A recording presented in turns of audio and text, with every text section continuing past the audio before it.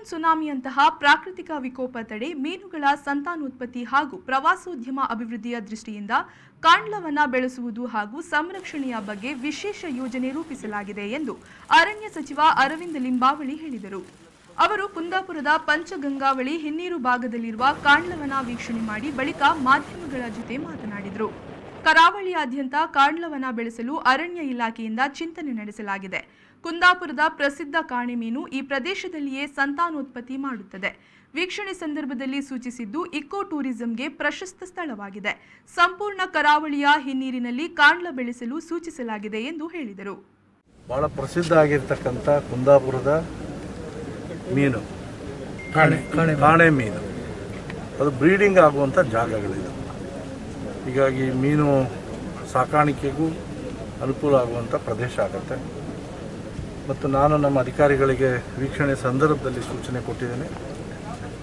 ಇದರಲ್ಲಿ tourism, eco tourism ನಾವು ಮಾಡುವಂಥದ್ದು ಮಾಡಬೇಕು ಮತ್ತು ಅದರಿಂದ ಬರುವಂಥ ಆದಾಯವನ್ನು ಈ ಭಾಗದ ಎಲ್ಲಿ ಹಿನ್ನೀರು ಬಂದು ಸೇರ್ತಾ ಇದೆ, ಎಲ್ಲಿ ಕಾಂಡ್ಲ ಅರಣ್ಯ ಬೆಳೆದಿಲ್ಲ, ಆ ಪ್ರದೇಶದಲ್ಲಿ ಕಾಂಡ್ಲ ಅರಣ್ಯವನ್ನು ಬೆಳೆಸುವಂಥ ಯೋಜನೆಯನ್ನು ಸಿದ್ಧಪಡಿಸೋದಕ್ಕೋಸ್ಕರ ಸೂಚನೆಯನ್ನು ಕೊಟ್ಟಿದ್ದೇನೆ. ಇಡೀ ನಮ್ಮ ಕರ್ನಾಟಕದ ವಿಶೇಷ ಅಂತ ಹೇಳಿದರೆ ನಮಗೆ ವೆಸ್ಟರ್ನ್ ಕೋಸ್ಟ್ ಇದೆ, ವೆಸ್ಟರ್ನ್ ಘಾಟ್ ಇದೆ, ಹಾಗೆಯೇ ಈಸ್ಟರ್ನ್ ಘಾಟ್ ಇದೆ ಮತ್ತು ವೆಸ್ಟರ್ನ್ ಕೋಸ್ಟಲ್ ಬೆಲ್ಟ್ ಇದೆ. ಕೋಸ್ಟಲ್ ಬೆಲ್ಟ್ನ ಆದ್ಯಂತ ಪೂರ್ತಿ ಕಾಂಡ್ಲ ಅರಣ್ಯ ಪ್ರದೇಶ ಬೆಳೆಸೋದ್ರ ಬಗ್ಗೆ ಇಲಾಖೆಯಲ್ಲಿ ಚಿಂತನೆಯನ್ನು ಮಾಡ್ತಾ ಇದ್ದೀವಿ. ಆ ನಿಮಿತ್ತವಾಗಿ ನಾನು ಇವತ್ತು ವೀಕ್ಷಣೆಗೆ ಬಂದಿದ್ದೆ.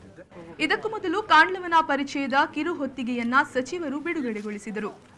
ಬೋಟ್ ಮೂಲಕ ಕಾಂಡ್ಲವನವನ್ನ ಸಚಿವ ಲಿಂಬಾವಳಿಯವರು ಶಾಸಕರು ಮತ್ತು ಅಧಿಕಾರಿಗಳ ಜೊತೆ ವೀಕ್ಷಿಸಿದರು. ಈ ಸಂದರ್ಭದಲ್ಲಿ ಶಾಸಕರಾದ ಹಾಲಾಡಿ ಶ್ರೀನಿವಾಸ್ ಶೆಟ್ಟಿ ಹಾಗೂ ಬೈಂದೂರು ಶಾಸಕರಾದ ಬಿಎಂ ಸುಕುಮಾರ್ ಶೆಟ್ಟಿ, ಕುಂದಾಪುರ ಉಪವಿಭಾಗಾಧಿಕಾರಿ ಕೆ ರಾಜು, ಅಪರ ಪ್ರಧಾನ ಮುಖ್ಯ ಅರಣ್ಯ ಸಂರಕ್ಷಣಾಧಿಕಾರಿ ಮಿಲ್ಲೋ ಟ್ಯಾಗೋ, ಮುಖ್ಯ ಅರಣ್ಯ ಸಂರಕ್ಷಣಾಧಿಕಾರಿ ಪ್ರಕಾಶ್ ನೇತಳ್ಕರ್ ಮತ್ತಿತರರು ಉಪಸ್ಥಿತರಿದ್ದರು.